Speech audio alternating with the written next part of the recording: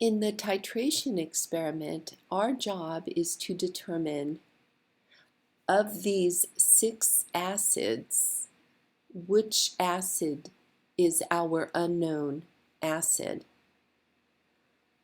These acids come as 2 types. There are 3 monoprotic acids and 3 diprotic acids. A monoprotic acid is an acid that has 1 H plus to donate. A diprotic acid has 2 H pluses to donate.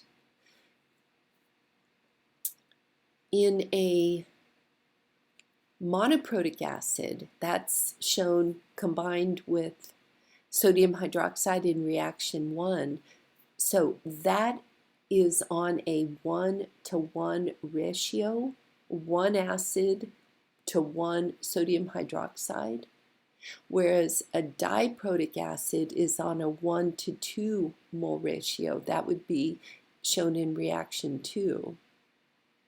So reaction 1, monoprotic acid, so we have 1 mole of acid combined with 1 mole of sodium hydroxide to give 1 mole of water and 1 mole of salt.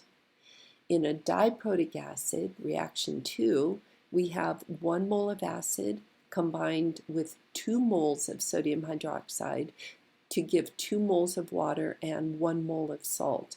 So it's the ratio between the sodium hydroxide and the acid that determines basically which type of acid we have, whether monoprotic or diprotic. Now, going back to our table, what we know about these 6 acids are their molar masses. So we are going to be given an unknown acid. We're going to titrate it with sodium hydroxide, and we will, prior to titrating it, prior to adding water to it, we will very accurately on an analytical balance determine the mass of the acid. So then we just need to determine how many moles of the acid did we have. And once we have the moles, we'll divide that into the grams and we'll have the molar mass, and we'll come to this table and we'll just choose the one that's closest to our experimental molar mass, and that will determine which acid we must have worked with.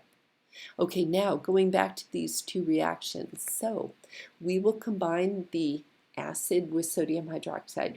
We will do the titration by dissolving the acid in water and adding an indicator, phenolphthalein, which turns slightly pink at the end point. When we've added just a little bit extra sodium hydroxide, it turns a very slight pink color, and we stop adding sodium hydroxide. So we will know the molarity of the sodium hydroxide.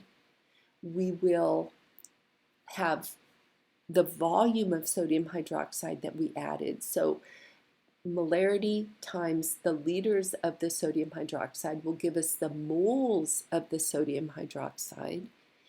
And then we will do a 1-to-1 ratio to get the moles of the acid.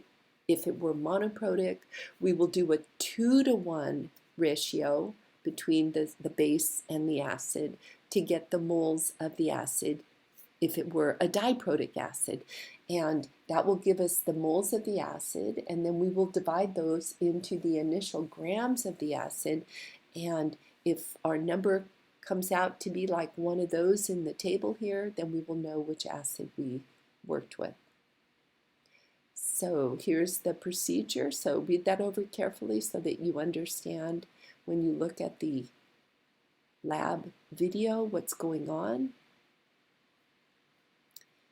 As usual, you can skip the pre-lab and then do the report. So we only have 1 trial in the experiment, in the video, so you'll only have trial 1 data. You will find in the video all that information you need for the experimental data, and from that you'll be able to make the calculations. So you'll be able to calculate the mass of the acid, the volume of the sodium hydroxide added, and from the molarity and converting to liters for the volume, you will get the moles of sodium hydroxide.